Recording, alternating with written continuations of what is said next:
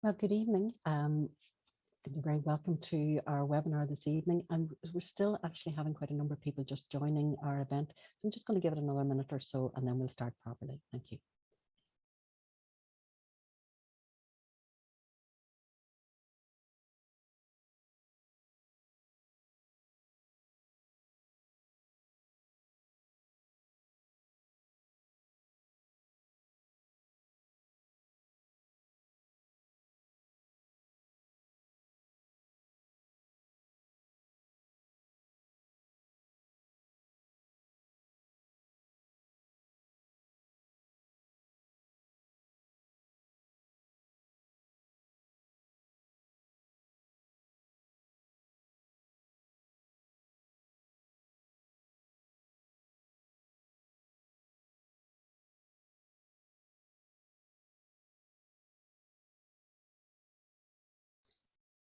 Okay, well, I think we'll actually just start and get underway. And I see people are still joining us, but we're going to do a little bit of the introductions and people can still keep coming in and out. Well, my name is Sheila Gilheeney. I'm the CEO of Alcohol Action Ireland. And I just wanted to remind you that this webinar is being recorded and we'll make the recording available afterwards. I want to welcome all of our attendees and our guests this evening to the webinar, which is the first of a series of events that we're holding this week on End the Silence. And what we're aiming to do this week is to start a national conversation on the issue of growing up with alcohol harm in the home. This is a trauma that affects at least 200,000 children in Ireland today and around 400,000 adults who are living with a legacy of having grown up in this way. In 2019, Alcohol Action Ireland launched an initiative which we called Silent Voices, and it sought to examine this very painful reality very carefully and in detail. We have been researching possible policy solutions and advocating for their implementation across multiple government departments, and I'm particularly pleased to be joined this evening by two of the founding voices of that initiative, Carol Fawcett and Marion Rackard. Our third founder, Barbara Whelan, will also be contributing via a pre-recorded video. Over the week, we have events and materials for a range of interests, from educationals who know that in a typical classroom, perhaps 5 or maybe even more children are likely to be in this situation. We know of therapists who are encountering people in their rooms who perhaps only now are coming to terms with what they had lived with and maybe accepted as normal, a profoundly abnormal situation. Throughout the week, we will also be drawing attention to the multiple contributions on our website platform, Shared Voices. These stories of lived experience have been very generously shared, and they illustrate many of the issues at play. From the deeply hidden nature of the problem, the secrecy and cover-up within the family itself, to the society-wide denial of this aspect of Ireland's relationship with alcohol. Many of those stories talk about the fear of the unknown, fear as to which parent will be at home today, the loving mum or the absent mother, the fun dad or the scary, out of control, violent father. Fear and uncertainty, both playing havoc with the normal childhood development. Some stories highlight the intergenerational aspect of this problem, something that we know is particularly devastating. However, other stories point towards skills of resilience and hope. A significant adult, a teacher, an aunt, a grandfather, another parent holding the family together. The experience of sport, music, drama, and school being safe places. For some in later life, finding a pathway to healing through therapy or meeting others with a shared experience which resonates. This evening, we're joined from California by our keynote speaker, Stephanie Brown, PhD, author, psychologist, researcher. Stephanie brings exceptional knowledge of this area. Author of 11 books, including one of the seminal works, Treating Adult Children of Alcoholics, a Developmental Perspective. Stephanie combines lived experience with published research, which has been deeply informed by her many years of psychotherapy practice. She founded and directed the Stanford Alcohol Clinic from 1977 to 1987. She co-directed the Family Recovery Research Project in Palo Alto during the 1990s and went on to found the Addictions Institute in Menlo Park, California, from where she is joining us today. Over the next 50 minutes or so, Stephanie will be sharing her insights in this area. Her talk will be followed by a discussion with our panel guests, Marion Rackard and Carol Fawcett. There'll also be time to take questions from you, the audience. So please feel free to put your questions into the chat box and we'll try to cover as many of them as possible. Well, I have to tell you that over the past few months, I've been working with Stephanie and our Silent Voices team on a number of projects, including the recording of 2 professional development podcasts for therapists working in this area.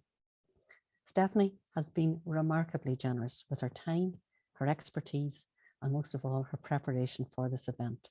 So I'm absolutely delighted at this point to hand over to you, Stephanie, and we'll just let you let rip there for the next 15 minutes or so. Thank you. And maybe, Stephanie, if you could just unmute yourself.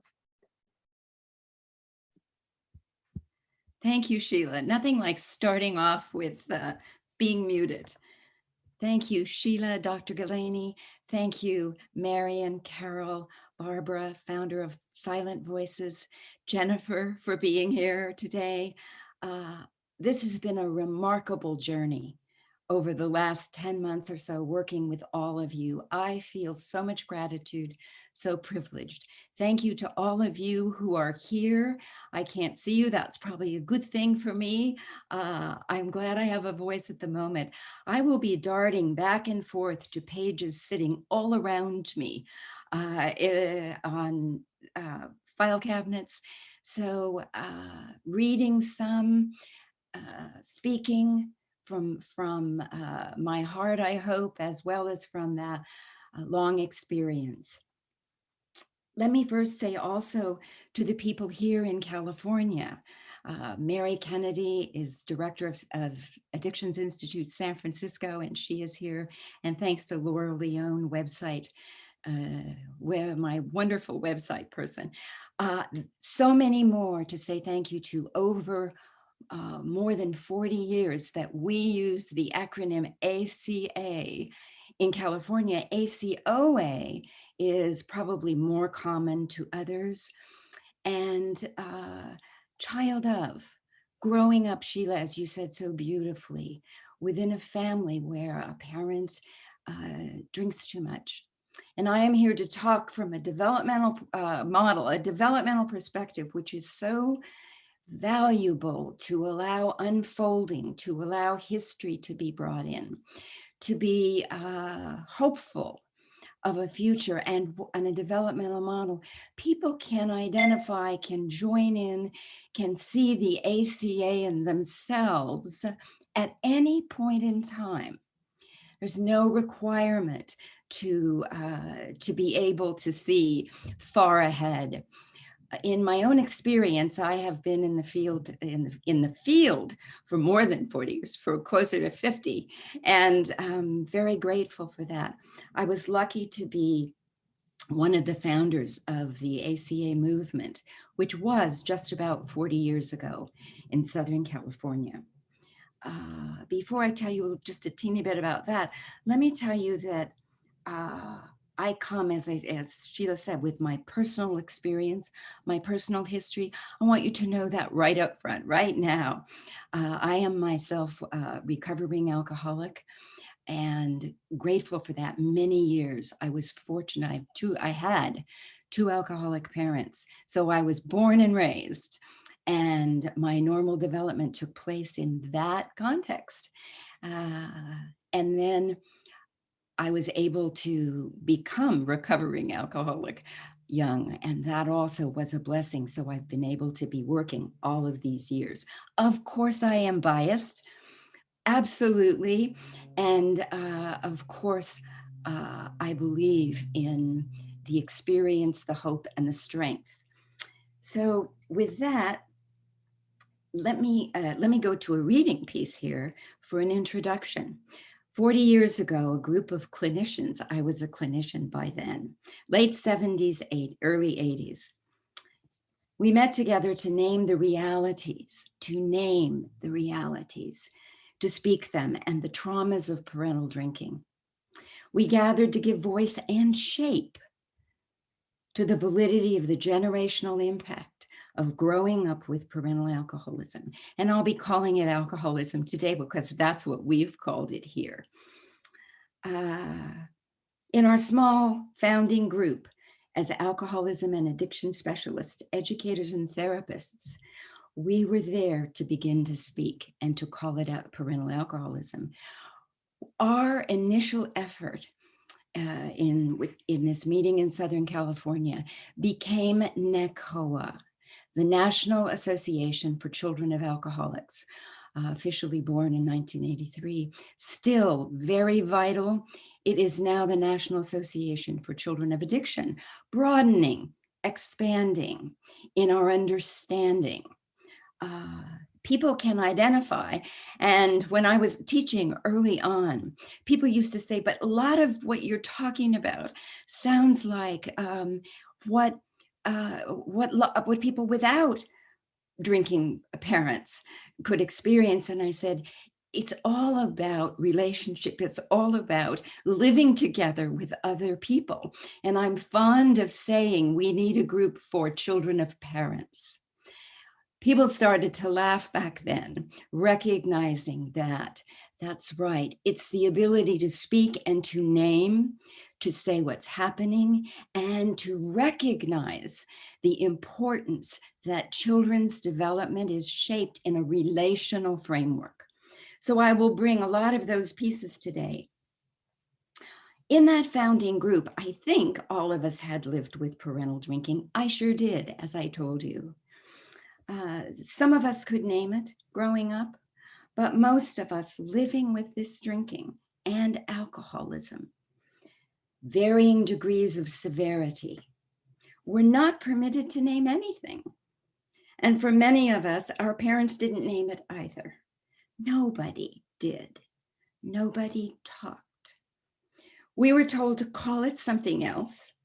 Early on, people in one of my groups called it the situation in the family as they stepped over a parent getting ready for dinner. We learned to call it by another name. And we denied we needed a name for anything. This was who we were. Now today, let me give you a general summary of some general points that I hope to cover. It's going to be a flyover talk where I'm going to highlight 40 years of history as I've talked with all of the organizers over months, trying to find the centerpiece. How shall we frame this?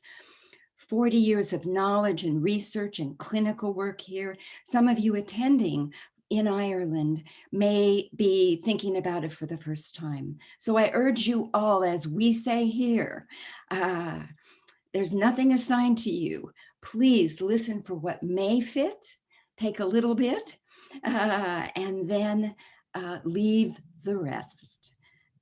Some of the lists encourage people to identify as a group, but I'm not suggesting that you do that. This is flyover general description to give you all an introduction as well as a history, because we've learned a lot in 40 years. Learned a lot. And the second part, maybe I'll put some slides up. Sheila will put the slides up actually, and we'll work from those. But the generic points, I'm going to cover both the global, that big international sense of ACA, the global and the individual, you, me. Each one of us will ultimately be the author of our own story, who I am, my life history, and no two of us will be the same. And yet we may smile as we come together and say, ACA, yep, grew up with it. What was it like? And hopefully you all will be finding your path to what fits for you. The global and the specific, children of, and that was the relational piece. children of changed from a focus on individual. And we all seem to believe, used to believe that the individual would be the source of all harm and damage, and the individual would be somehow able to fix it all. Certainly, there's a reality to individual responsibility and causation and harm. But in this case, we had to find family. We had to be able to focus on the relational aspect and how children could come to understand that they were growing up in an environment. Children will most often believe that they caused it, that they should fix it. They're told often by a parent or both parents, if you were better kids, if you got better grades, if you'd stop fighting, your mother wouldn't need to drink so much. Your father would come home. These are the stories. And so children of allowed us to put symbolically place the bottle of alcohol in the center of the dining table and place all the family members around it visually in imagery. And then, I just got distracted by the chat. Is it possible to turn mine? Thank you. The alcohol in the center of the table. Everyone seated at that table, the children, the parents, come to have a relationship to that alcohol. Doesn't mean they drink it, but they have a relationship to it. So we've developed the theories now, interpersonal, familial. We can look much more broadly than to focus on the individual alone, though the individual is part of that relational piece. We will look later on at 3 tracks that you can learn to think about yourself, as well as how we are thinking about you as therapists. The environment, the atmosphere. We never used to have any kind of tracking or even think that the air you breathe or the atmosphere in the home could actually be part of trauma. The mood dark, the tone dark. I used to ask people, what color is it if you walk me home? What is the tone, the color? People would say, it is very dark. It is very dark. As I round the corner coming home, it's getting black. I'm afraid to come home. The system, we now have trackings for family systems dynamics. We'll cover those again in the flyover mode. And then individual development. It counts, but we have the frameworks now over these last 40 years, mental health, addiction, trauma theory, to understand relational trauma in the context of families drinking and that symbol of the bottle, looking to see how I, perhaps as a child, relate to that alcohol, think about that alcohol, and everyone else around that table. Timing. Timing's so important. How does a movement survive? There was a tremendous, vast prairie fire, we called it. We got too many of those today, but back in 1978, 80, 1979, Newsweek magazine did a 1-page article in the lifestyle page, interviewing Claudia Black in Southern California and me in Northern California, where I was at Stanford beginning a program in group therapy, actually, specialized program for children of alcoholics. That timing set off, along with these 15 people I was telling you about, it was synchronous. It was all around. And no one place really started it. There was a readiness to name, to say what couldn't be understood and known. But lots of us worried with this social movement, which was coming ahead of any clinical recognition. There wasn't a children of, there wasn't this kind of understanding in mental health. And there was lots of criticism for the leaders of the movement and what was following in the 1980s. Criticism that the absence of science. Well, there was science, and then the science followed and validated the experience and the stories that came first. Lots of us feared that that wouldn't happen, but ACA survives. And now mental health people say ACA, trauma and addiction people talk about ACA, and it has anchored as part of what we know and helped countless, probably thousands and millions of people. In the very beginning of the groups I mentioned to you, people carried that bunched up Newsweek article. We were naming and offering groups to adults. We had over 600 people on waiting lists, if you can even imagine, which was impossible to meet the need. Quickly, people said, I want to understand my life, what's happened. But they also felt that they were betraying their families, that they shouldn't speak, that to join this group would mean that they were orphaning themselves. There was so much anxiety, guilt, the shame, as well as the tremendous desire to be part of this group. So you talk about ambivalence, conflict, anguish, but the idea that we could write and speak and say out loud what had really happened was freeing for people who, in a sense, marched with these crumbled up pages, tear sheets from Newsweek to say, this is what I lived with and I would like to speak. So we started the group therapy program, and what happened is people instantly transferred as an idea, that theme in theory, family transference. People joined the group and instantly it was family. It was that dining table. And people began to talk, to feel deeply, to cry, to share with one another, to look for similarity, to find difference as well. So important. I will give you some of the ways in which to think about yourself shortly. What we came to call the family transference, and what the group members began to do with one another was to do the work. The past came right up. Who's going to be in charge here? Will you, Stephanie?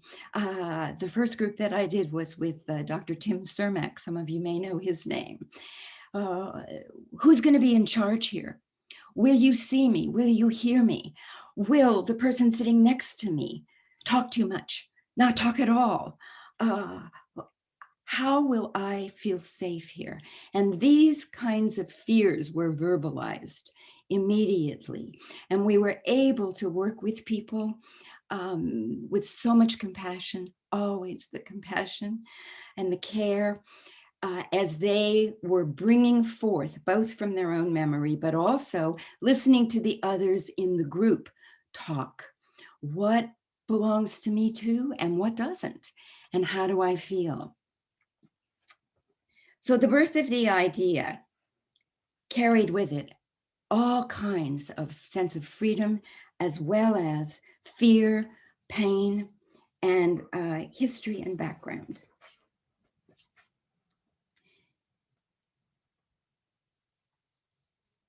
As part of today, in this exploration, we also ask, in addition to speaking, the freedom to speak, the knowledge, how do we speak? How are we going to think about and consider when drinking is embedded in a culture as something so normal and so sought after? It's for celebrations often, to be part of what we get to do when we grow up. My country, United States, has this same normality in my experience, though lots of conflicts within the American culture, and lots of ambivalence about drinking, but it is normal. How can we begin then to talk about problems with parental drinking? What's a problem? How do I feel? What am I thinking? What's happening here? And again, if you focus yourself back, walking home from school around the corner, what color is it? What tone? What mood? And what we would find then in this general way,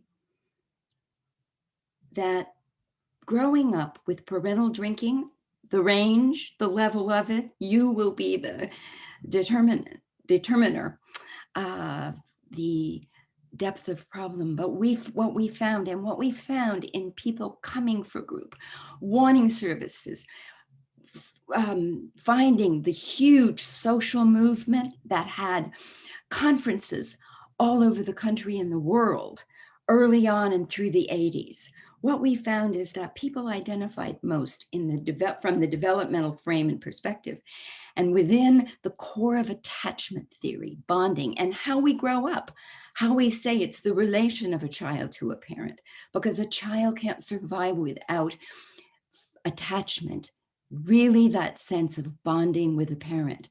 So how do we learn when we grow up? Who do we learn from? From those we're closest to. So normal development will take place for so many within the context of alcohol at that center spot on the center of the table. Relationships and the family story cannot occur without going through it. And yet it can't be named usually. Well, what kind of tremendous difficulties does that create? Let's say, just think about that as a kind of a summary statement. When what is so central, so valued, has to be so denied or explained as something else or can't be spoken about.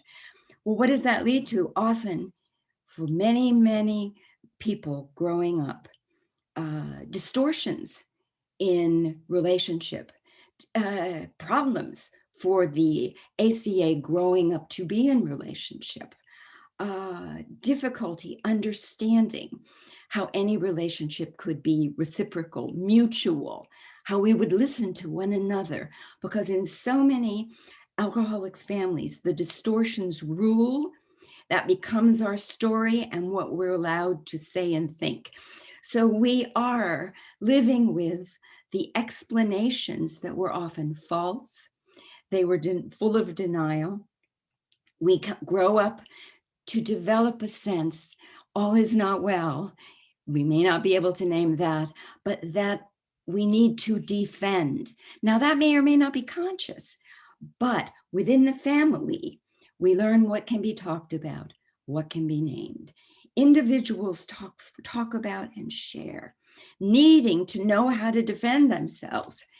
If I can't keep myself safe here in this group, I can't trust you. So huge problems in interpersonal relationships seem to be coming up to be very common factors. And what I've come to call over many, many years, the commonality of a sense of arrested development. We may know it and feel it. We may begin to get so anxious and scared, perhaps panicked early on, because we know something's wrong, but we're not sure what it is. I'm going to read you a quote now from an early ACA group. Susan reflects, when the popular movement started, I avoided reading anything about alcoholic parents.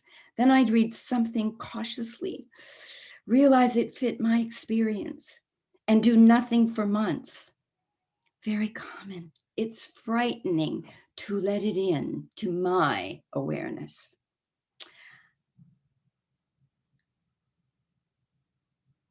Slowly, I got used to the idea. I read more and saw how much I'd been affected by it. She's an adult now. I was having trouble in my marriage, and our couples therapist suggested an ACA group. Oh, I was terrified. It was hard work, but it's helped me a lot. It's helped us a lot as we can understand the aspects of my growing up, of my partner's growing up together, and how we then are so focused on defense. We are afraid to be open with one another. She continued in the group. Emotional and logical distortions comprised Susan, who developed a defensive adult self. And she could see, it was odd to say arrested development, but she said, that's right. That's what it was. I didn't do it, but that's how I survived as I learned more. She remembered that at 14 years of age, she became frightened and anxious as she settled into puberty in high school, 14.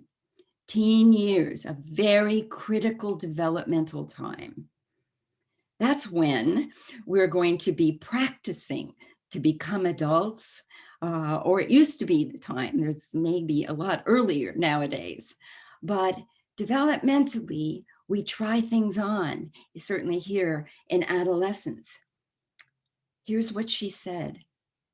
I knew within me somehow, if I did grow up, I would inevitably become an out of control alcoholic like my mother. So I was so afraid. I saw it ahead of me. I just told myself, don't grow up, and always be on guard and always be in control. Now, many of you may, like me, say, well, yes, that was the safe way. Who wouldn't? And it's a good strategy.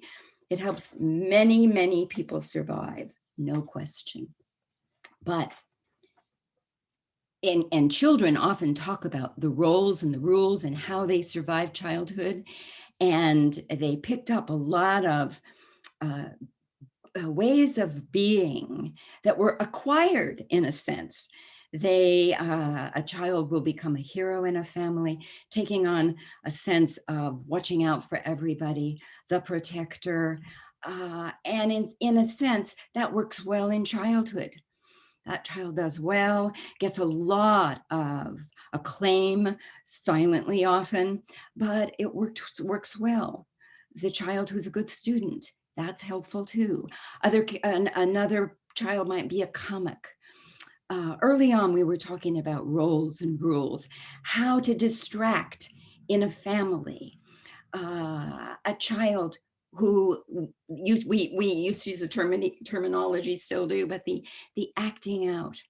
The child who takes the focus, takes the blame, takes it off, and becomes often scapegoated in a family, the one that gets the attention. How do we think about these rules and roles, the regulating principles in a family?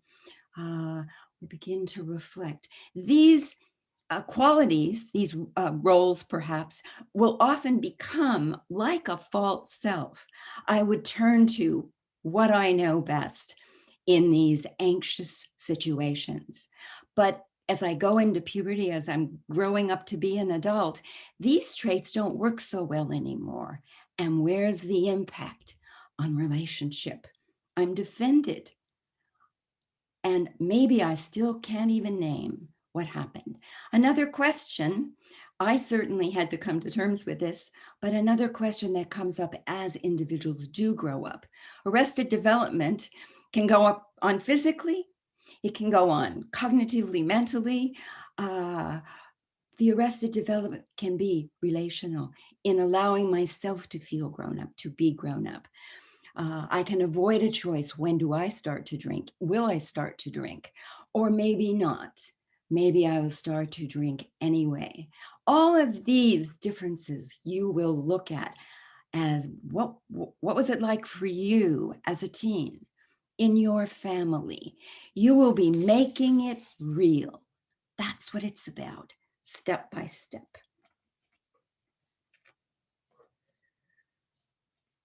I'm just checking to see where I am here. What are some actually, let me go back a bit here. I'm going to stop myself at some point and we'll get the slides on because of time. But what is an ACA? When a parent's drinking becomes that central organizing principle, it shapes what's happening in a family. And that can be with any degree of drinking, any recognition of it. But that the drinking and that alcohol becomes the organizing principle for that individual, the drinker, but also it begins to exert the same power in the family. You mean it's going to be an organizer for me and a shaper? Yes, it is. Yes, it is. Whether you dismiss it, follow it, how you feel about that parent, range of experience. But if I'm living with that, it will have an influence. Here we've spoken always, all along, of loss of control. This is a very early developmental kind of loss of control that trauma theorists have written beautifully about the sense of pre-verbal infancy, when we as grown-ups or older children experience a sense of threat of annihilation. I cannot protect myself. I can't save myself. The sense of utter helplessness to be able to come to my own rescue. That loss of control is the same experience that a person drinking to intoxication, to a level of intoxication that doesn't have control will experience, and that's what we call alcoholism. It is also the same experience, that sense of terror and fear, the inability to come to my own rescue, the loss of control, powerlessness. And as the trauma theorists became better known, 70s, 80s, although solid writing occurs before then, you will see the similarities, see the crossover. And we now have so much better research, the better in the sense, I think better because it's more comprehensive. We can understand more deeply the impact on all of us. It will be true for the children and the adults living with parents or a partner who drinks too much. Each person, this is the key, this is the pointer, the highlighter. Each person has a relationship to alcohol and to the family that organizes around it. So as you think about, what was my relationship? What did I think about it? In generic terms here,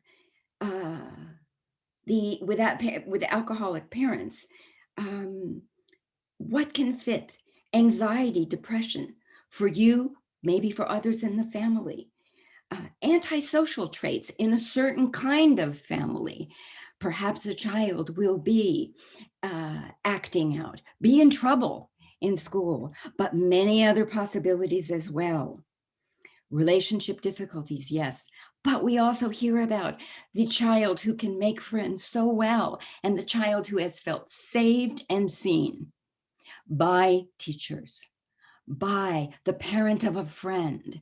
And so we want to look for the people who can see and know, the people that we would know could understand us and accept. There may be behavioral problems, alcohol abuse.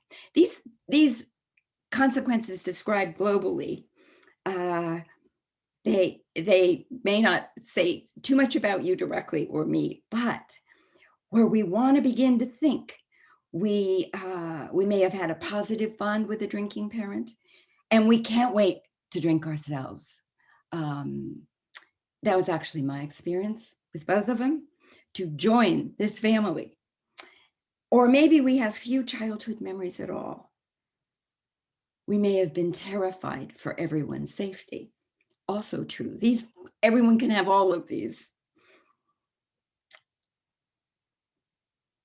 Or we bounce somewhere in between a dark abyss and a rosy glow about my family.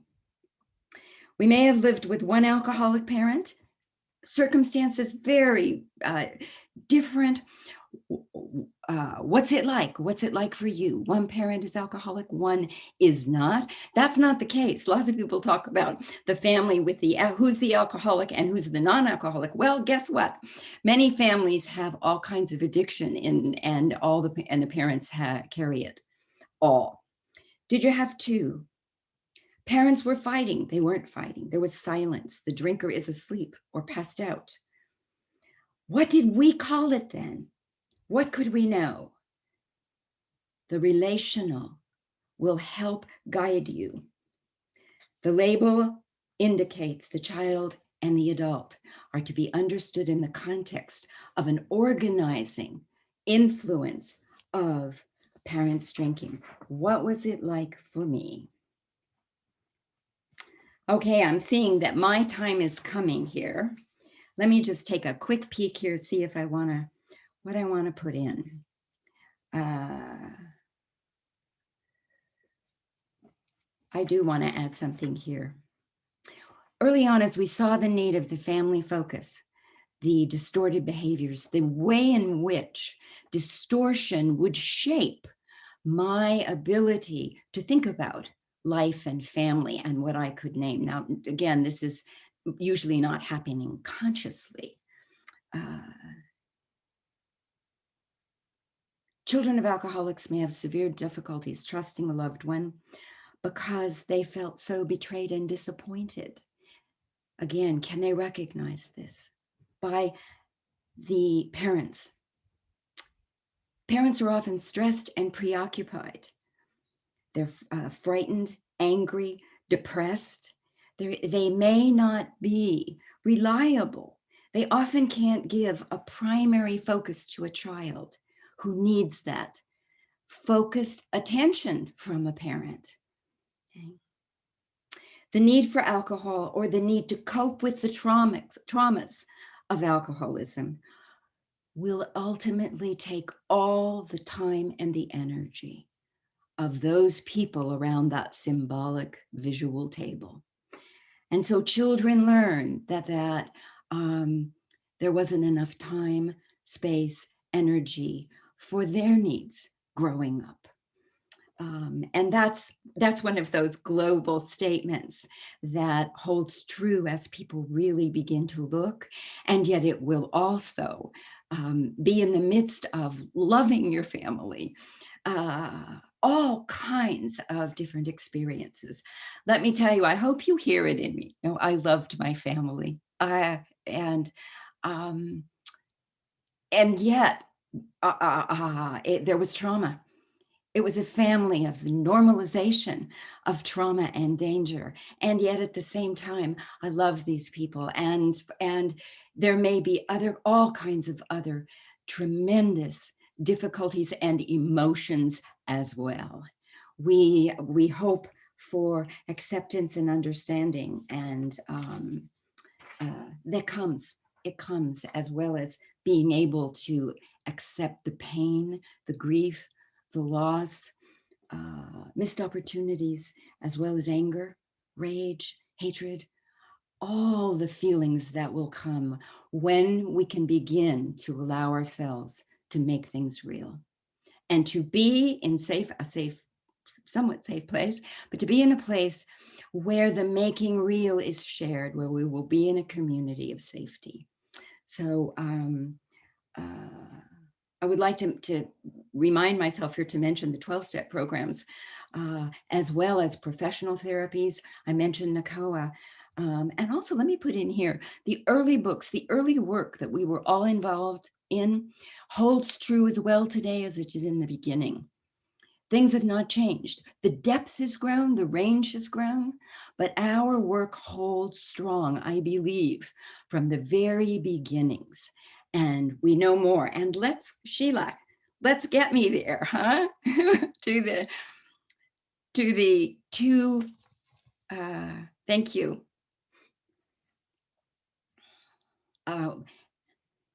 Oh, that's great. You can pinch your screen, I am told, to make it larger. Let me see if I can do that. Let's see, it doesn't work for me.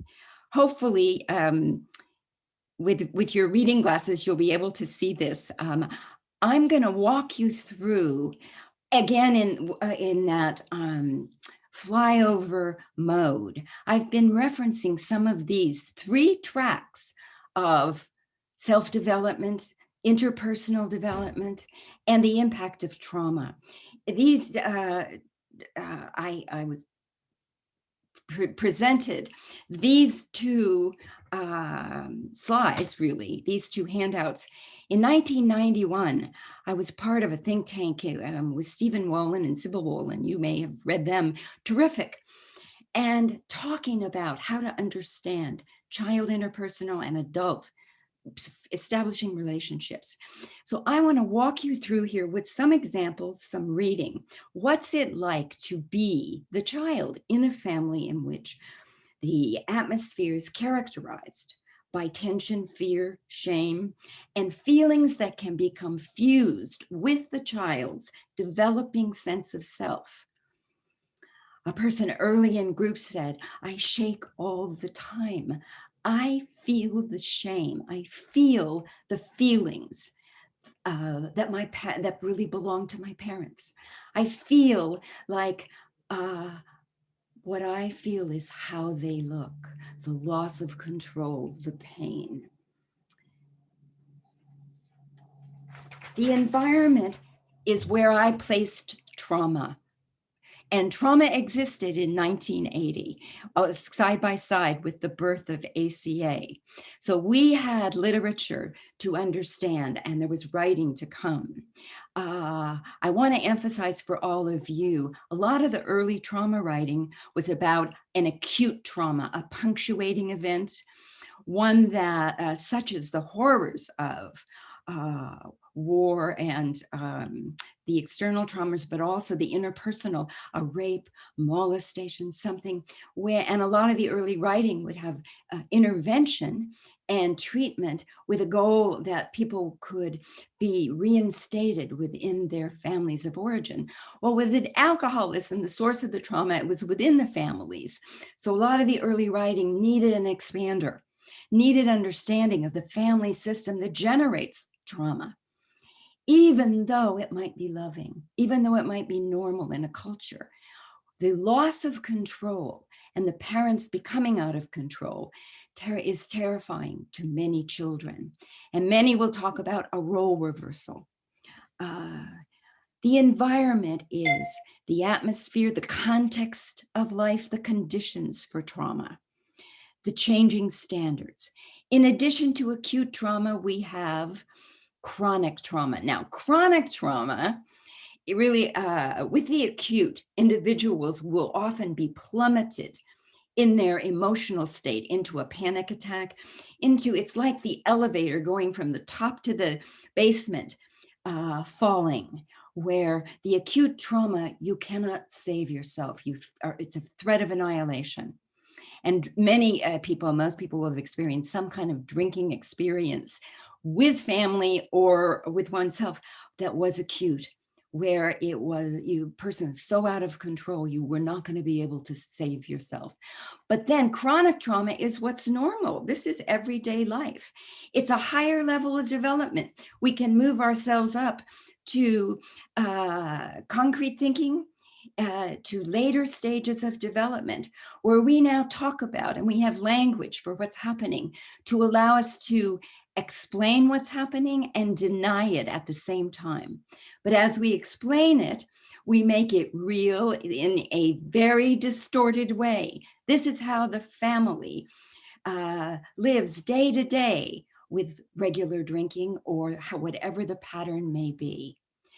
This denying that it exists as a problem and then explaining why it exists. Remember earlier I said, your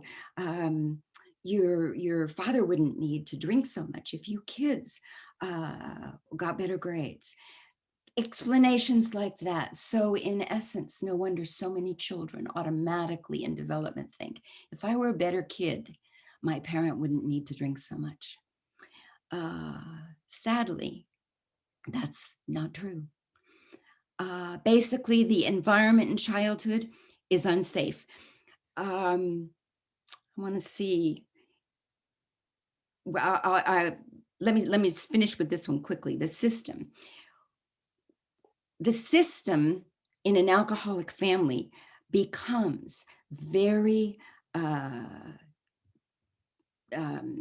traumatic, and it will organize itself in a way to be able to keep operating, and it organizes around all the distortions around what we say and how we think and how we keep the family system, the rules, the roles, the regulating behaviors, structures that help this alcoholic family keep being alcoholic, keep operating. And that's probably the most common dynamic.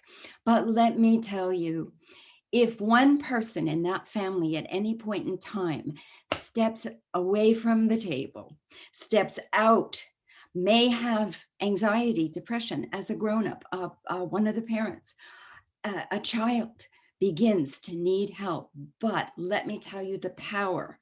When the fibers that hold the system, that bound, closed system gets a leak, gets a hole in it.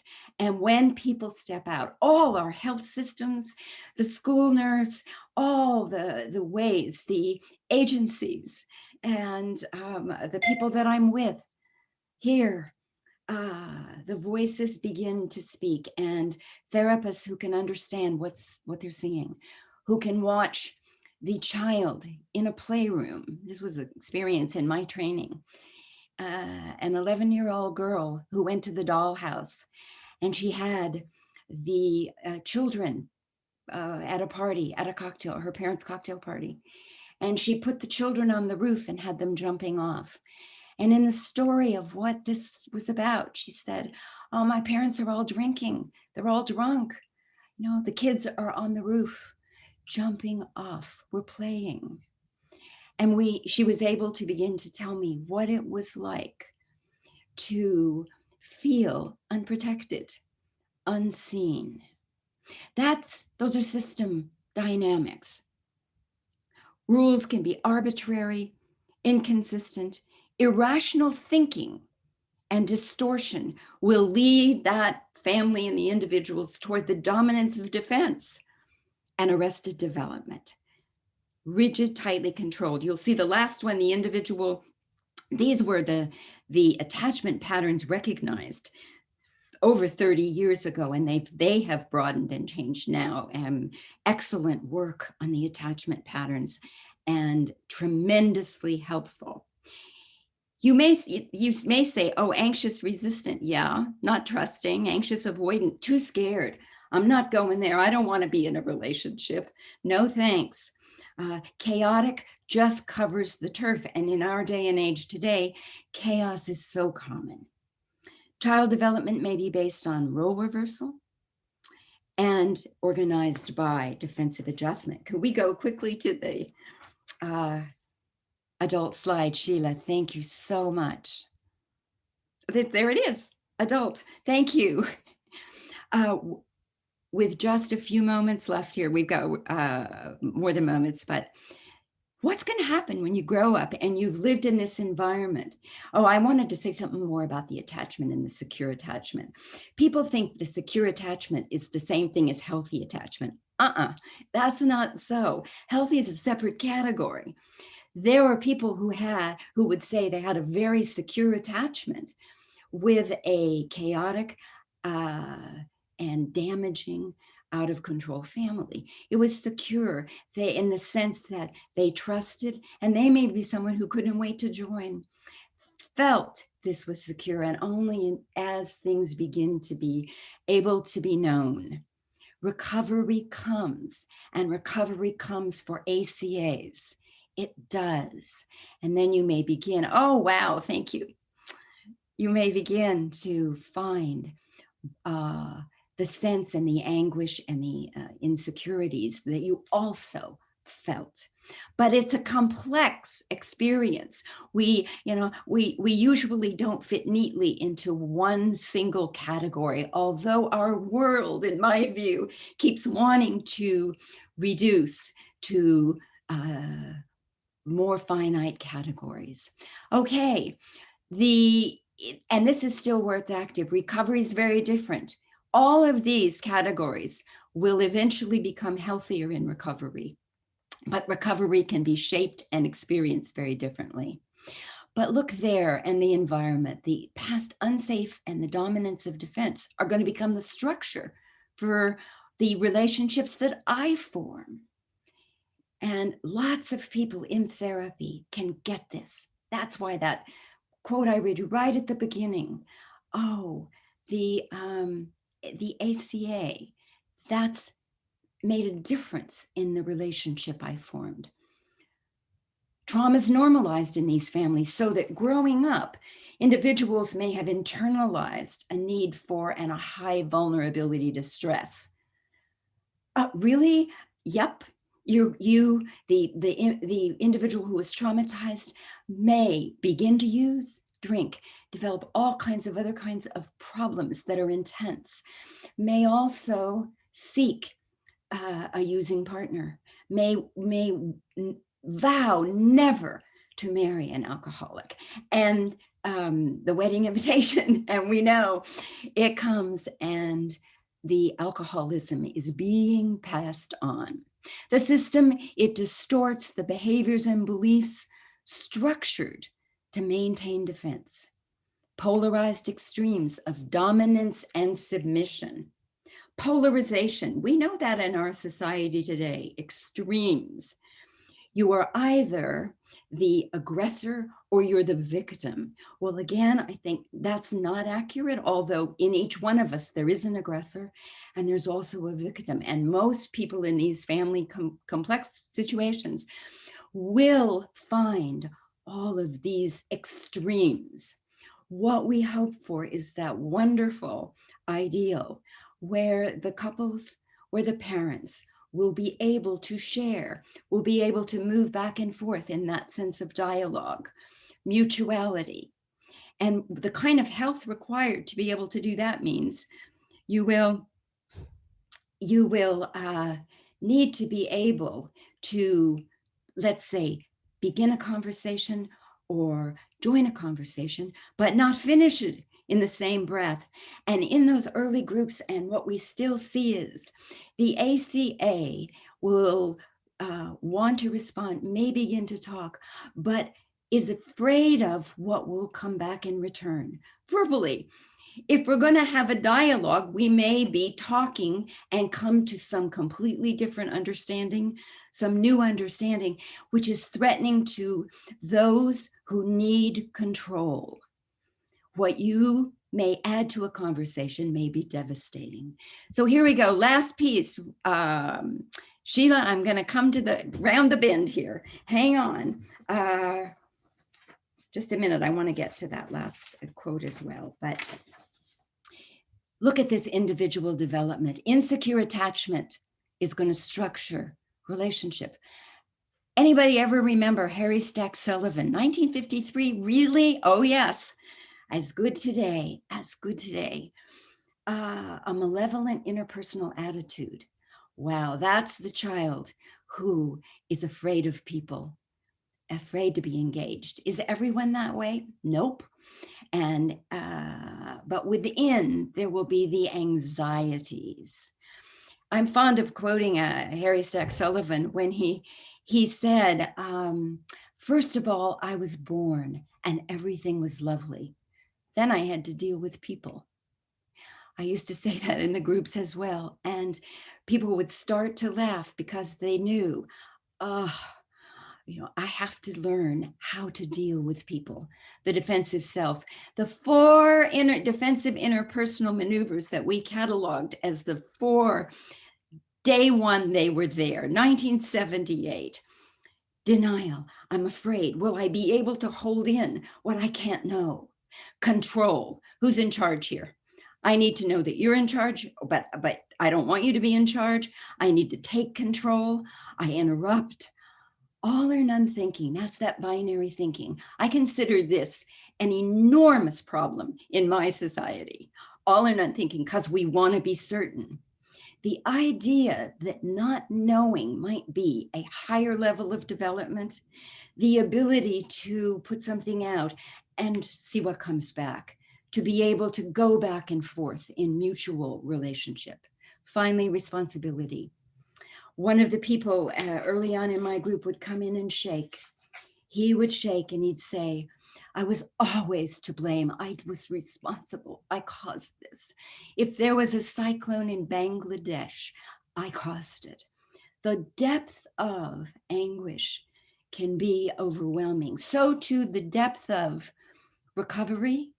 Once I can begin to speak, once I can begin to say, yes, ACA, that's me. Okay. Let me read to you one last quote.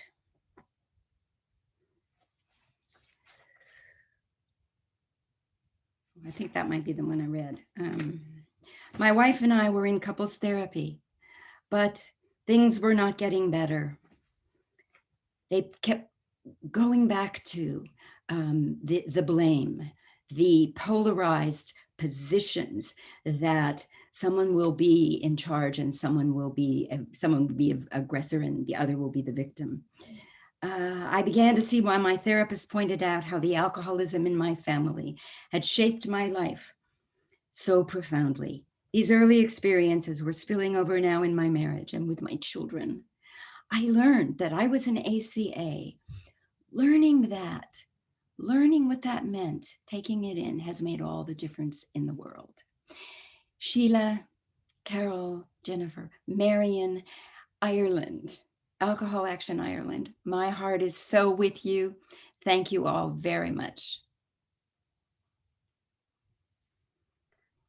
Stephanie, thank you indeed. That was just lovely to hear. And I can really sense, you've just given of yourself over the last hour. So thank you. Absolutely. Thank you indeed. At this point, actually, what I would like to be able to do is to move on to our panel to get their kind of responses to Stephanie. And I just want to introduce our panelists. Marion Rackard is a psychotherapist and addiction counsellor, and she has worked in a variety of roles within the HSE related to reducing harm from alcohol. She's also worked in advocacy, in treatment, and in trauma over the last 30 years. And like the other founders of Silent Voices, she grew up with personal experience of this area. Our other panelist is Carol Fawcett, and Carol has quite a different professional background. She is a consultant solicitor. She had her own niche practice specializing in employment law, and she has held many senior positions, such as the chair of the Criminal Injuries and Compensation Tribunal and board member of the Equality Commission.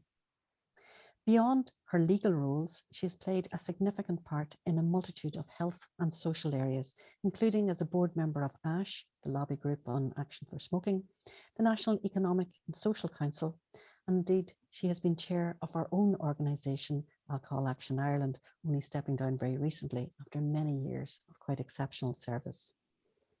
Marion, I wonder if I could begin with you, and I'll just ask you to unmute yourself. And just for your immediate thoughts and from what we have heard and what you might like to share yourself. Thank you very much, Sheila, and hello everybody. And thank you so much, Stephanie, for a wonderful presentation, so clear and so evocative of the experience, the direct experience of adult children. If you don't mind, I have prepared a response, so I will read a good bit of it. It was just great to get the sense of history of your story, and it reminded me of suffragettes together, with this piece of paper in your hand from Time magazine, and all joining together and trying to find. I mean, I don't know how you all managed to find, a description of the variable and individual experiences of growing up as ACAs.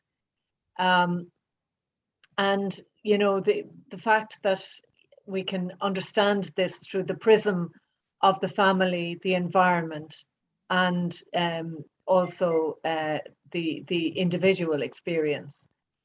To imagine 42 years ago that there was no way to describe or explain the burden carried from growing up with parents in that environment dominated by alcohol. And I really think the image of the bottle in the middle of the table with everybody sitting around is really, really strong, because it can be the abstract sense of that as well.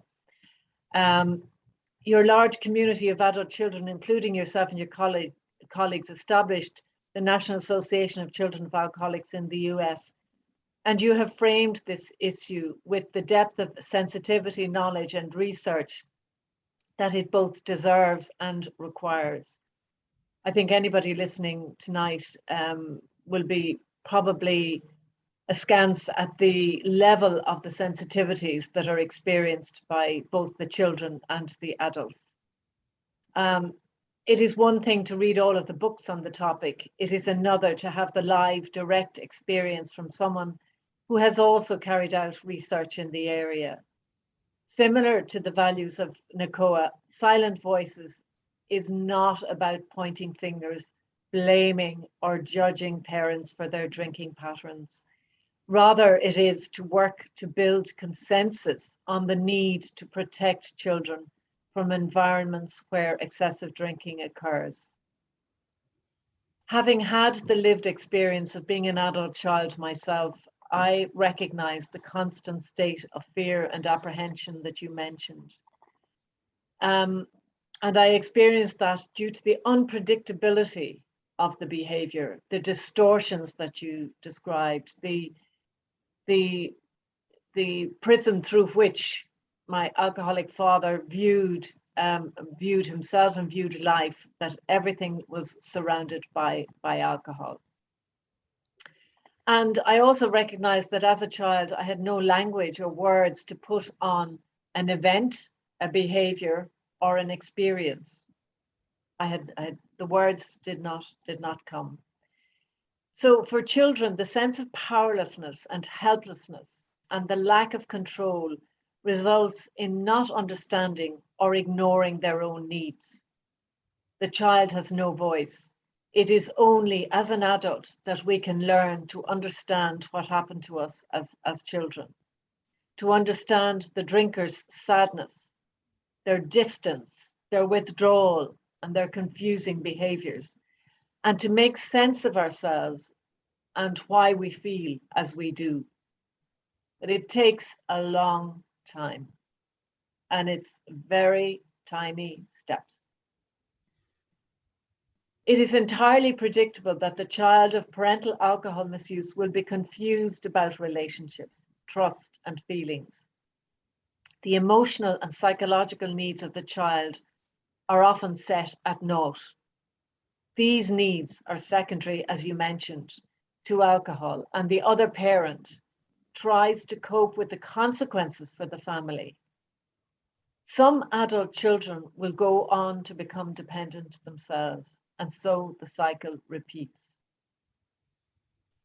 As children of problem drinking, many have severe difficulties trusting their loved ones because the people they loved growing up betrayed and disappointed them.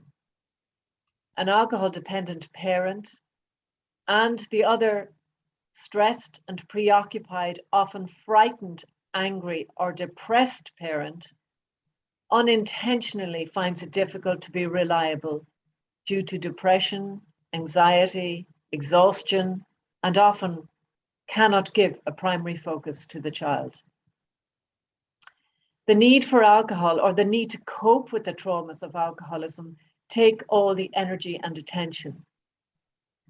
There is therefore a great need to increase access to programs for partners and family members where they can be supported to recognize key facts about the psychological impact of dependent drinking, such as manipulation, blaming, verbal insults, coercion, and dealing with threats.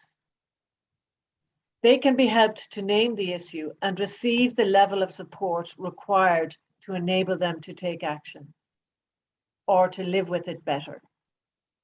Partners often feel overwhelmingly alone, heartbroken, and frightened, and often with the full-time care of the children. In fact, the greater impact on children and adult children, and I would attest to this, can often be awareness of the burden carried by the partner parent, who may be quite crushed under the strain of all the responsibility. It needs to be continuously stated that all it takes is literally for one person within the family to seek understanding and support, and others in time will follow. Al-Anon is the gateway often for people, the mutual self-help group of Al-Anon, a huge source of mutual self-help to many partners and spouses of problem drinkers in assisting behavior change. This presentation tonight marks the first time that there has been a public event to highlight this issue in order to open up further conversations and discussions to alleviate the burden of shame, stigma, and self-blame. Trauma always needs to be expressed, whether in childhood or later, as the child becomes an adolescent and ultimately an adult. If suppressed, it will reappear, and perhaps in far more extreme ways, when the child grows into adulthood. Trauma shapes and molds us when it occurs in childhood.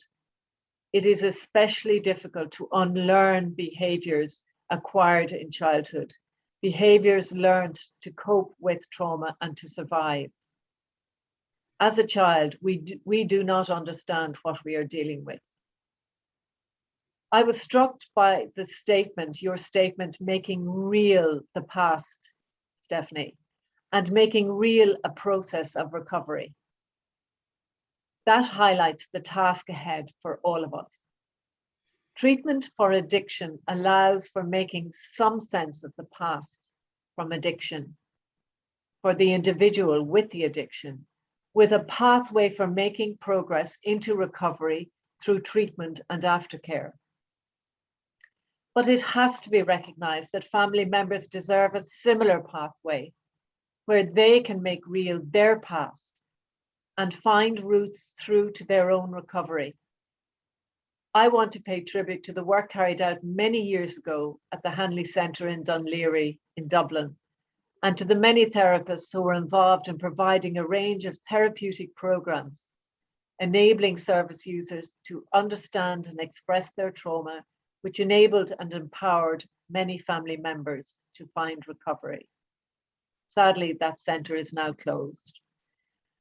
Through my own personal and professional work over many years, I have gained many insights into the impact of parental problem alcohol use on children and adult children, backed up by the Adverse Childhood Experiences research and the work by Gabor Mate, who will be the keynote speaker on the 26th of October at the Maynooth University event with Alcohol Action Ireland, entitled Where the Light Enters, Hope and Healing Through Trauma-Informed Education.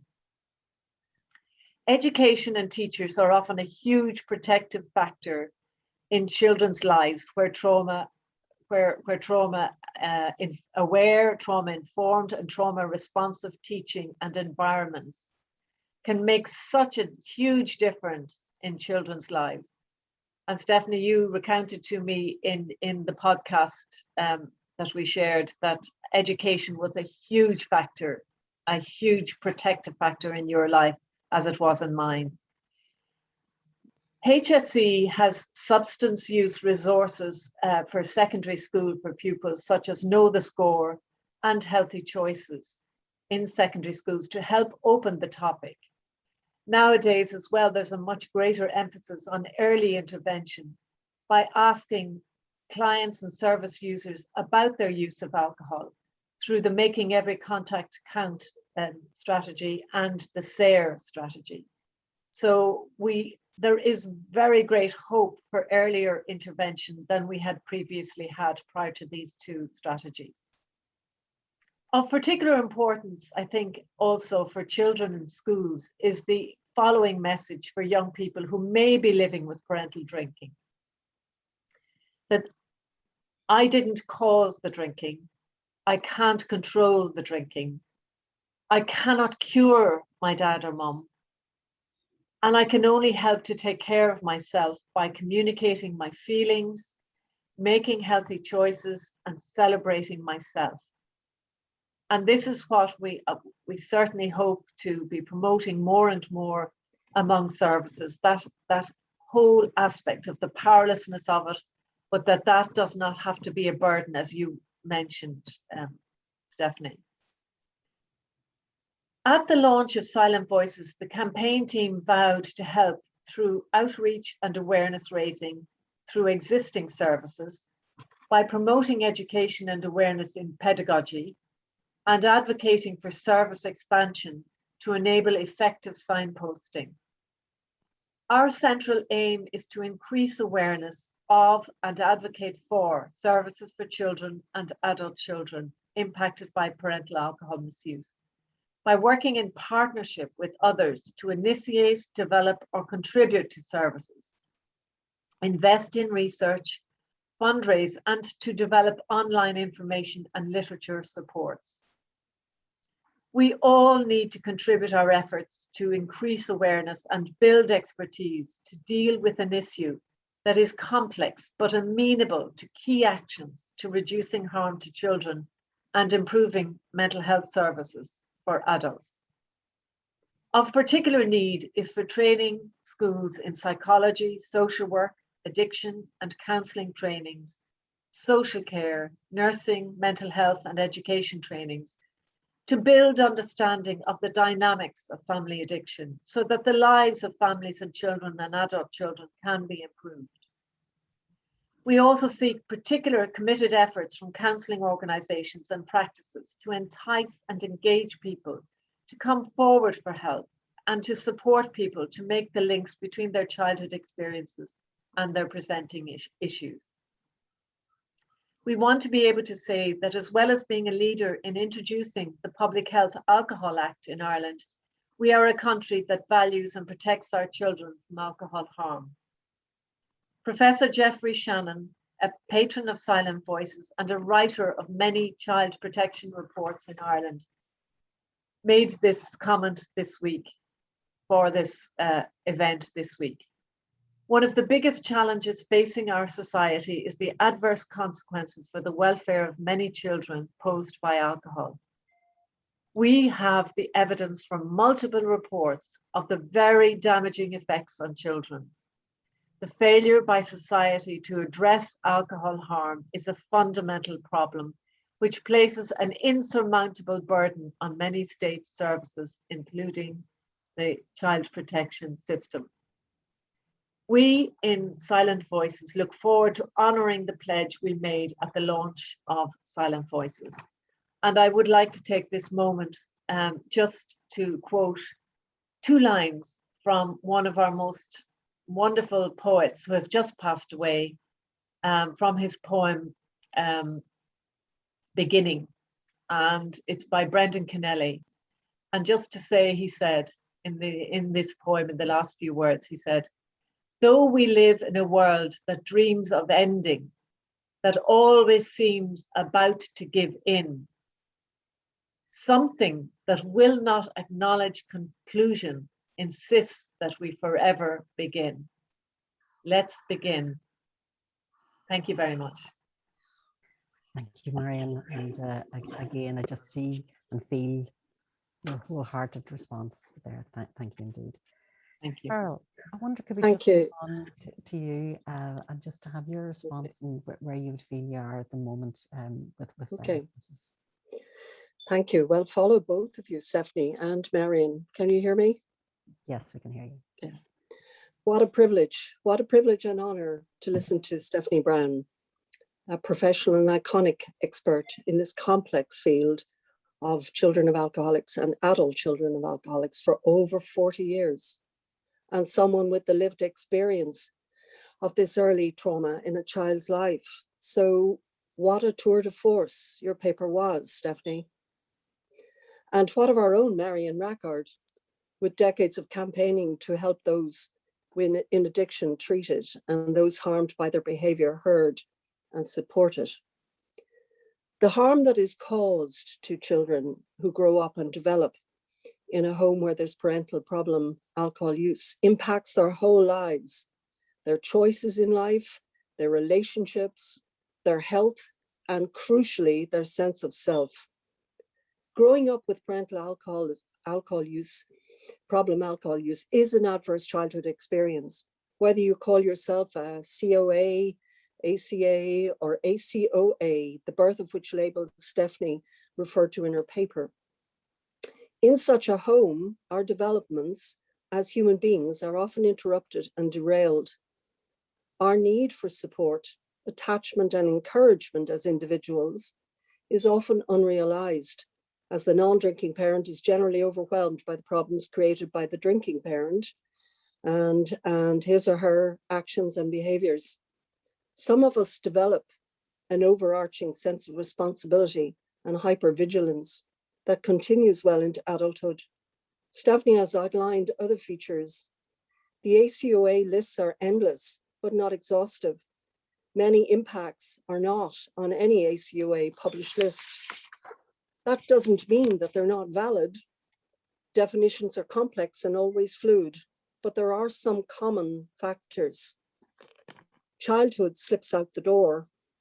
Some of us grow up overnight, already grown up at 7 years of age, seen and heard too much. A lost childhood, we cannot return there.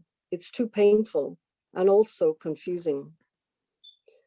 Essential emotional, psychological needs and developments may be suppressed, delayed, or impaired, or be the source of relational problems later in adulthood.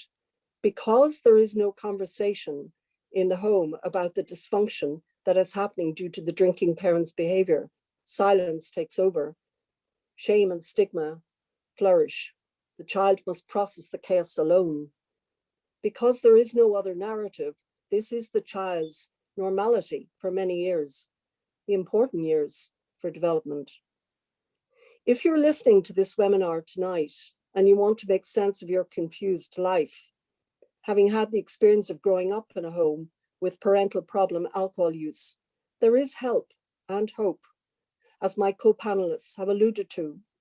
I have the lived experience and can speak to my journey. What worked for me? I knew I lived in a home with parental problem alcohol use, or alcoholism as Stephanie refers to it in her country. My mother was the key adult who kept us fed, clothed, cared for, and ensued we had a roof over our heads. She found Al-Anon late in her marriage, which helped her to put a shape on what was happening within the family and to support her responses to my father's behaviors. I assumed I had survived my chaotic life. Some 30 years ago, it was recommended to me that I might benefit from doing a course on adult children of alcoholics. This course opened my eyes and helped me to understand my past life and put it in perspective.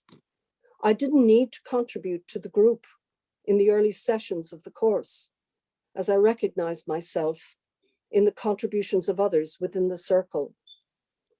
Without warning, I started crying silently and uncontrollably. I've never forgotten this. The tears kept falling as the stories of the upset and horror experienced by others were laid bare in front of me and triggered my own experiences, long suppressed. For the first time in my life, I felt I was not alone. I found my voice and spoke about my experiences, the unspeakable events that had occurred and were never voiced. The lost child emerged. It was cathartic. A light bulb went on in my head. I've been on a journey ever since. The journey is just as important as the destination. Whatever you're looking for, whether it's to make sense of your world, your life, to understand your past and why you are the way you are, peace of mind or contentment, why this happened to the drinking parent, the lost relationship with that parent. It is whatever you want that journey to be about. I'm still learning about the impact of this childhood experience on my character and personality formation. Old thought habits previously set to protect myself do sometimes resurface as a reaction or response when something goes awry or I feel powerless. I'm capable, as the next person, to be floored with those old thought habits, often disproportionately. But I say to you, listening tonight, do not lose hope. Keep opening doors. One may suit your needs. There is not just one way, there are many. I see ACOA as a doorway to help, a first step. It may not define you, it doesn't define me. In 2017, I attended a talk given by Dr. Gabor Mate in Glasgow. Another light bulb went on when he famously said, don't ask what's wrong with you, ask what happened to you. Such a simple approach is key to understanding our lives and others. Although I'm now retired, I will acknowledge that certain feelings I had as a child, like the sense of otherness, of being different, of not being good enough, the need for perfection to avoid trouble, the disproportionate reaction to rejection, and such like. They're still residing beneath my skin. Now I've learned to recognize these feelings for what they are. I know where they come from and why. I understand them as my default position. They no longer must be. Of course, they do happen from time to time and are a reminder that I've had adverse childhood experiences, that I am human, and that there are thousands and thousands more people like me. They are gifts of insight. At best, we can put these old defense positions, as Stephanie would call them, to good use. And at minimum, accept that childhood trauma always leaves reminders in the body and mind. But I don't want others to have to wait 30 years or indeed a lifetime to work this out. It's important to address concerns. We have but one life. Talk to either a trusted adult or a therapist or counselor familiar with these complex issues. No more silence. There's lots of information on the Silent Voices website, and no doubt others, and lots of resources to read. As for children, my position to reach the child growing up in a home with parental problem alcohol use, this is my passion. These children may not be on anybody's radar. Many children through the cracks. Hence, in Silent Voices, we're trying to have the Operation Encompass program implemented in Ireland. It's a collaboration between the police and schools, where there has been a domestic violence incident in the home, often fueled by alcohol or other substance misuse, and the police are called to the home. The following morning, the police inform a key adult in the school, in the child's school, about the child's traumatic experience. The school moves immediately to support the child. This is an early intervention that works. The child is now on the radar of one good adult. And I'd just like to thank you. Carol, again, a very personal response there, and really, really welcome. Thank you, indeed. Yes, I feel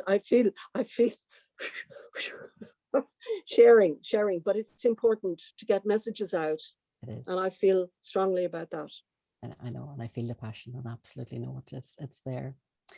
At this point, I'm actually just going to hand over to Jennifer, who has been, firstly, I will say, battering away on the Twitter machine and getting the word out a bit further. But Jennifer, you've also been looking at the questions, and maybe you could just... Yeah, just to say, Stephanie and Marion and Carol, definitely we can feel the emotion and the passion in all of your talks, and thanks so much. And people are saying on the chat, Stephanie, for you, Stephanie is wonderful, so informative and interesting, excellent information and delivery, and so powerful. So, and it's coming across on Twitter as well that people are finding it emotional and powerful. So just some questions actually that are coming through, and I'll just read a couple, and then maybe you guys can respond as you see fit. So one person is asking, oh, here's another one, powerful women, and congratulations to all the organizers. So that's great. So Diane is asking, how can we heal ourselves as adults from the effects of emotional and physical neglect in our childhood? And a kind of another question that chimes with that is, how do we take your learnings, Stephanie, and kind of how do we respond to it in 2020 or make it work for Ireland in the 2020s? So kind of related questions there, and let you guys answer them. Thanks. Maybe Shall I Stephanie. respond? Yeah, Stephanie, if we could go with you. Thank you, first of all. For Carol and Marion, your wonderfully beautiful presentations. Thank you so much.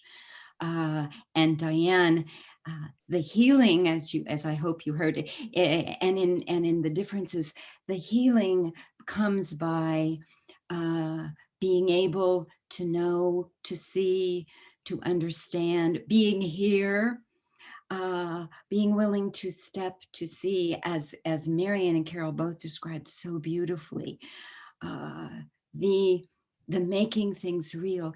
Healing, we often hope will come, it will be bestowed in some sense, in a way that I could be fixed. Well, I'm fixed by listening to Carol and Marion, in a sense. I am not fixed forever. I'm moved and I feel connected to you. I never could feel connected for so long. I could realize something emotional was happening, but it was too dangerous. Now I feel that I can be thankful to all of you. You see, I'm describing for you the unfolding of a lifelong process. That's where healing lives. It lives in the understanding, and there will be wonderful acute experiences of well-being and connection and healing, and then there will be the internalization of knowing and seeing. Now that gets, again, how can you heal? Keep coming back is a wonderful phrase, and look for people who will support your honesty, your sharing, so that you will not need to hide your life in the people that you surround yourself with. That's so central, so central. That'll be enough for me now here. Thank you, Stephanie. I think that's amazing, Stephanie, absolutely on the button. You know, we've had enough toxicity in our experiences at an early age. And I think it's very important to find and root out and source people who will allow us be ourselves and who will support us and not silence us and give us freedom to express ourselves. I don't know what you think, Marion. You're on mute, Marion, sorry. Catchphrase for 2021. You're on mute. Thanks. Yeah, I definitely,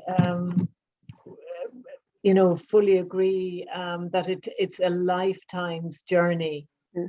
And the only thing we can do is actually just acknowledge in the present moment what is happening. And I had a response today from a query from somebody I find totally interesting on Instagram in terms of trauma-informed care.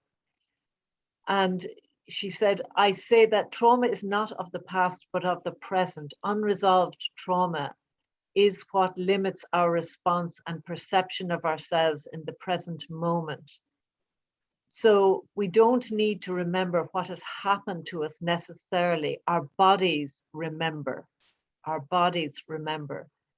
And these memories are implicit, they're held in our tissues, in our muscles. So words and cognitive understanding is not necessarily enough to heal trauma, because they don't reach the depth of these memories in an experiential way. Now that may be too deep, but I can just share maybe what I have found really compelling in terms of a movement that has helped me. And I wish I had had it, you know, when I first started and became aware and had, you know, an event that happened in my early 20s that really marked me in terms of, you know, being in university and feeling exceptionally isolated and alone in that experience, and huge crowds of people around everywhere, but feeling that the connection piece, especially, and I think of always of students who start out in college at this time of year, but that sense of compassion for oneself. I mean, we as a nation and as a culture, we were never taught to take care of ourselves or to have compassion for ourselves. And to be coming to it late in life is a real gift, because there is lovely literature and lovely books out there that are, and practicing, you know, meditation, you know, giving yourself the moment to moment real calm, peace, and minding your whole developmental system, minding your whole neurological system, to ensure that, you know, you maintain a peace and an ease and an ability to connect, and you're, you know, in some ways to guide yourself through whatever will have to be faced. And also, as I said in the podcast with you, Stephanie, the whole sense of being able to have little conversations with friends and family who share this experience, who know the vulnerabilities that are associated with it, such as the neglect, such as the not being visible and not being seen, and being able to talk about the triggers that occur for us on a daily basis. So I think all of that adds up to a rich resource. Whereas in our 20s, I mean, seriously, launched from whatever pad, one could not say, but, you know, and the sense of failure, the sense of shame, the sense of, you know, rejection of self. Not you didn't have to wait for anybody to reject you. It was the rejection of self, and it was all due to what had been accumulated. So I think it's you know, there are so many different ways, and as you said, it's an individual experience, and we all have to find our own way, whatever suits us best. But connection and minding your whole neurological system is absolutely key. Thank you. Thanks, Marion. That's amazing. And someone just said, Marion, you're an inspiration. Huge gratitude for your work. And someone's also asking, Marion, if you can share the Instagram account that you referenced. Maybe you can, we can tweet it. I will do, yeah. Yeah, brilliant. Yeah. So we'll tweet it out from our Alcohol Action, and we'll people can pick it up there. Just to go to another question. And it kind of reflects one that I'm sure Mick Devine won't mind me calling out his question, but he's talking about how we can take this learning. Sorry, Stephanie, Mick is the head of a treatment centre, an alcohol addiction treatment centre here in Ireland, and he's very interested in this whole area, and he's wondering how we can respond to this, I suppose, within services, how services can respond. And another question also says, how can we support these young people and reduce the negative impacts that carry into adulthood? So that kind of answers those two, or those two questions kind of chime there. So I'll let you, Stephanie, take that one first. Okay. Certainly, Marion and Carolyn, all of you, Sheila in Ireland, are speaking about the present and the past, and hoping, absolutely beautiful work, and the support for young children exists through NACOA, through children's programs, through curriculum that are available, so that, and through the internet, of course, you can be in touch with NACOA and other organizations that offer curriculum development. Now that again brings us to the intersection now we find between mental health, addiction, treatment services for health issues, and education. What you described about what's happening in the schools is really forward, that we can look at children and recognize their need for help. Program development, I mean, these are generic ways in which we allow ourselves to validate the existence of parental drinking, parental problem drinking, parental alcoholism. We as countries, as individuals within communities, need to have the permission to make it real. We have to be able to see it, to call it, and that is really challenging, very difficult. And yet, as we continue to write, as we tell our stories, this is just a wonderful coming together. Two countries, friends coming together here to be able to speak it. The Instagram, I want to comment, that was beautifully stated.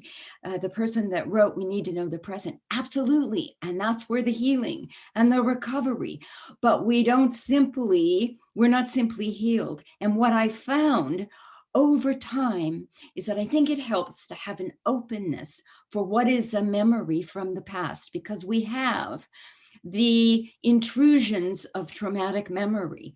We have the reenactments, what I called the family transference early on. The memories will be there, and when they are given voice and form, when I can allow myself to bring them in, I also can give myself a fuller self, a fuller me, and my efforts to bury what I couldn't speak and couldn't know will be lightened. And what I've experienced, the people who say, I can't remember, I don't want to remember, that's okay.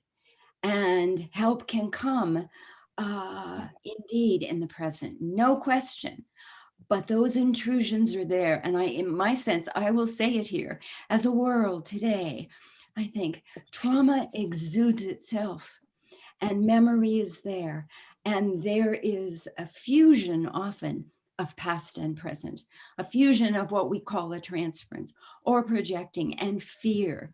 If we give shape and name, if we are encouraged to do so, I think we'll be able to step back with greater clarity and calm, because, that doesn't fit the now, in fact. That's not who I am now. So that's a snippet. Thanks, Stephanie. That's great. Carol or Marion, did you guys want to kind of input on I'm afraid I thought you all froze, but it was me. I disappeared, so I missed that piece in the middle. I'm sorry. Luckily, it's recorded, Carol, so you'll be able to listen back. Could you remind us, Jennifer? I could. It's the question. Stephanie wasn't moving. Nobody was moving, and then suddenly I realized I'm the only one moving. But I'm not.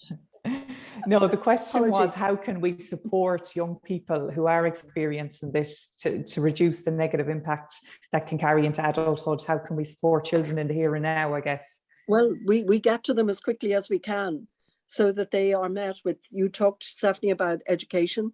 You know, and one of the great protectors is to get them on the radar. So that's why I talk about the Operation Encompass program, which I'm mad to get implemented into the country, but because those children are not on anybody's radar, you know, unless there's a crime or there's a situation in the family where social workers are involved or whatever.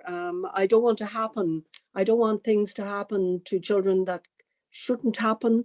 And we have so many services now and so many organizations, and we're so clued in about everything. There's no good reason why a child that's that is caught is not picked up and is not given an early intervention and is not supported.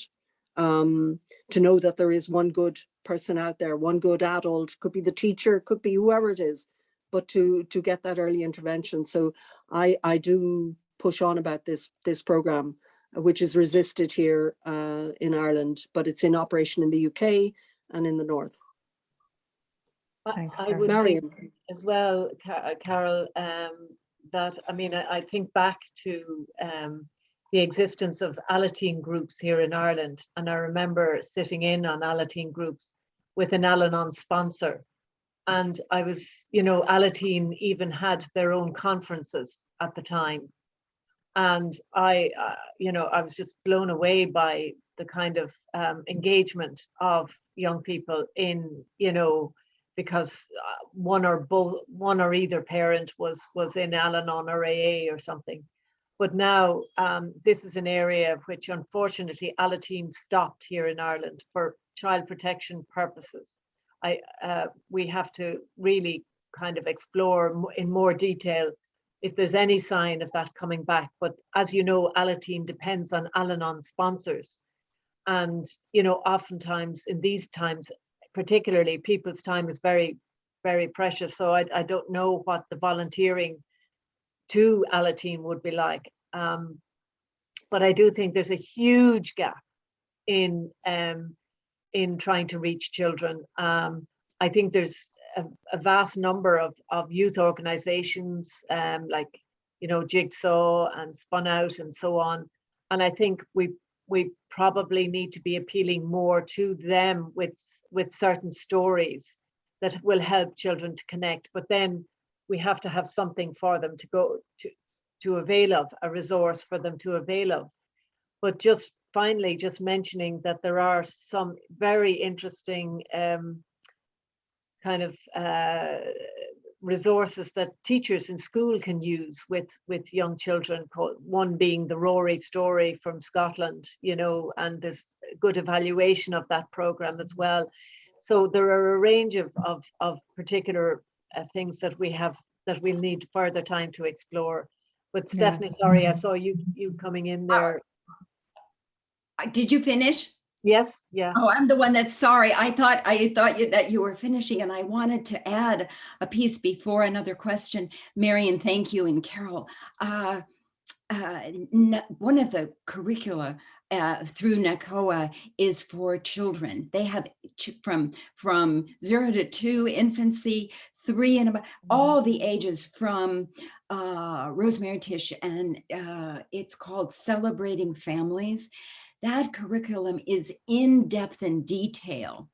It was designed for families in treatment, families in recovery, but the fundamental power of the details for younger children is something to take a look at. And there will be probably in the coming years, and certainly through your incredible efforts in education and treatment, to be able to design the age appropriate coloring books and storybooks and experience for children living with active drinking and living with families in recovery as well. And just to say as well, Stephanie, the HSE through the campaign askaboutalcohol.ie devised a particular radio ad which involved 2 parents who were out the night before, who were quite hungover, and the children bounce into the bedroom the next morning to ask the parents to get up, get up, get up. And the parents are really saying to each other, we should not have drank as much as we did, and, you know, telling the children to go downstairs. But that particular ad, which was appealing to parents, was very, very effective and was noticeable by the population. So we have to find creative ways of appealing to parents' use of alcohol, because as our patron Fergal Keane said at the launch of Silent Voices, no parent sets out to harm their children. And it's totally unintentional. But like, we need to be reminding parents that, you know, with certain behaviors, you can impact your children. Getting drunk can be frightening for children, always frightening for children, especially if it turns nasty and aggression. Or a parent who's just like the French drinker, an inability to abstain, who's just sitting there and not able to, you know, to deal with engagements with children or with home life. So thanks, Marion. That's great. Thank you. I think we are going to leave the questions for the moment because Sheila, I think we have a video that we want to share from the third co-founding voice of Silent Voices, Barbara. She just couldn't be with us this evening, but we're going to share a little video clip from her. Thanks everyone for those questions and answers. That was brilliant. Thanks, Jennifer. thank you, Jennifer, and thank you, Sheila. Stephanie, Terrific. thank you.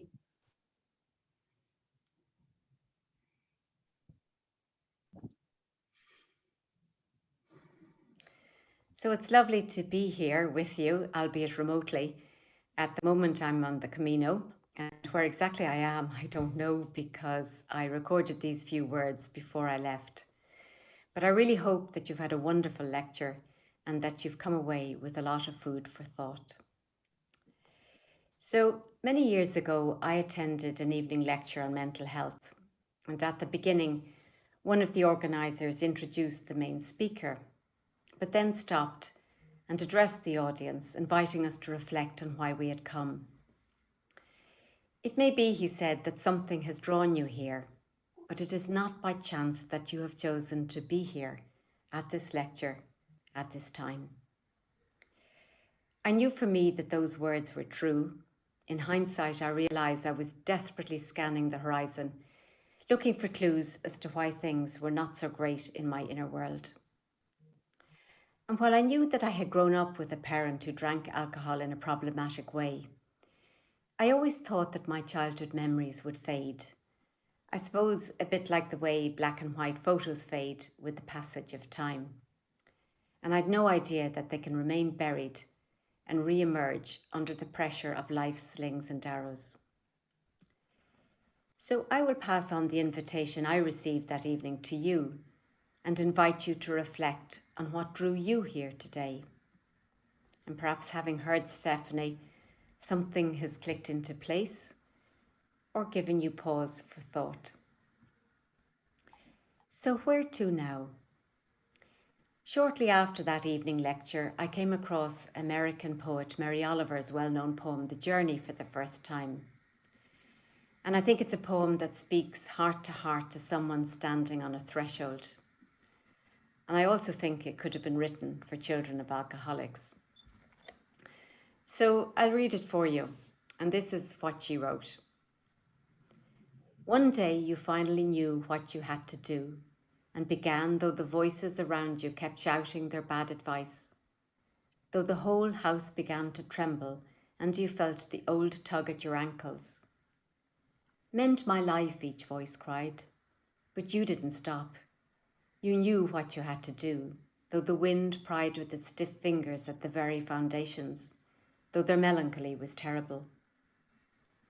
It was already late enough and a wild night, and the road full of fallen branches and stones. But little by little, as you left their voices behind, the stars began to burn through the sheets of clouds, and there was a new voice, which you slowly recognized as your own, that kept you company as you strode deeper and deeper into the world, determined to do the only thing you could do, determined to save the only life you could save. So it's a really, really powerful poem. But I think all of us do reach a point in our lives when we know what we have to do. And yet those family patterns so familiar to children of alcoholics, which often result in us caring for everyone else except ourselves, often follow us as voices whispering bad advice. Mend my life, they cry, trying desperately to hold us in old, worn-out patterns and to focus on them instead. But I also think that there comes a point when we know that we've wasted enough of our life listening to those voices. and suddenly we don't give in, but we continue to move forward and with courage set out on the uneven path before us. But in her poem, Mary Oliver references the road full of fallen branches and stones. And I sometimes think because of those branches and stones, we may need professional help in navigating the labyrinth of our childhood. So don't be afraid to ask for that help. But as those old voices dissipate, in time, you will be able to hear a new voice, which will enable you with sureness and resolve to do the only thing you are capable of doing, to become who you really are, and to take charge of the only life that is actually yours to live. So it remains for me to say just two things: good luck and stay safe.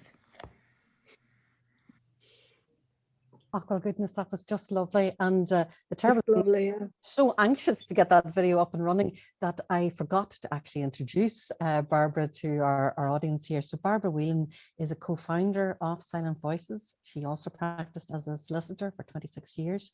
She completed a degree in theology as a mature student, and she's an occasional contributor to A Living Word and also to A Word in Edgeways on RTE Radio 1. I'm very moved actually by the way Barbara speaks, and if you want to hear more from her, you can check out our website, and she has a number of contributions there, including a section on pathways to recovery. On the website as well, you could find some videos from Marion that you've heard from this evening, and also from another member of our advisory group, Austin Pryor, and also from Sharon Lambert, who is part of our group. So at this point, we're coming to the end of our evening, and I'd like to let you know that we have another event coming up on Thursday. It's a filming of, or it's a screening of a short film called Peel, which is in the Arc on Thursday afternoon. And it features an interview with the director, Anika Cassidy, who'll be interviewed by Marion. It's a very raw look, a very emotional film, really taking a closer look at a young girl and her mother and growing up with alcohol harm in the home. As Marion mentioned earlier, we have our final event next Tuesday, which is being organised by our partners in Maynooth, and it is aimed primarily at people working in education. So I hope very much, speaking to what we were talking about earlier, of needing to have trauma-informed education. It'll include some drama, talks, panel discussion, and our keynote speaker, Dr. Gabor Mate. So it just remains for me to thank all of our participants this evening, our keynote speaker, most especially Stephanie Brown. Thank you indeed. Our panelists, Marion Rackard and Carol Fawcett, Barbara Whelan, who joined us from the Camino, and my colleague, Jennifer Howe, who's been so busy throughout the event, both tweeting and moderating the questions to the panel. And a very big thank you to all of you who have joined us this evening. We really hope that you have enjoyed our conversation as we start to end the silence. Thank you and good night. Thank you. Oh, Thank you. wonderful. Wonderful. So we'll end our webinar now. Thank you.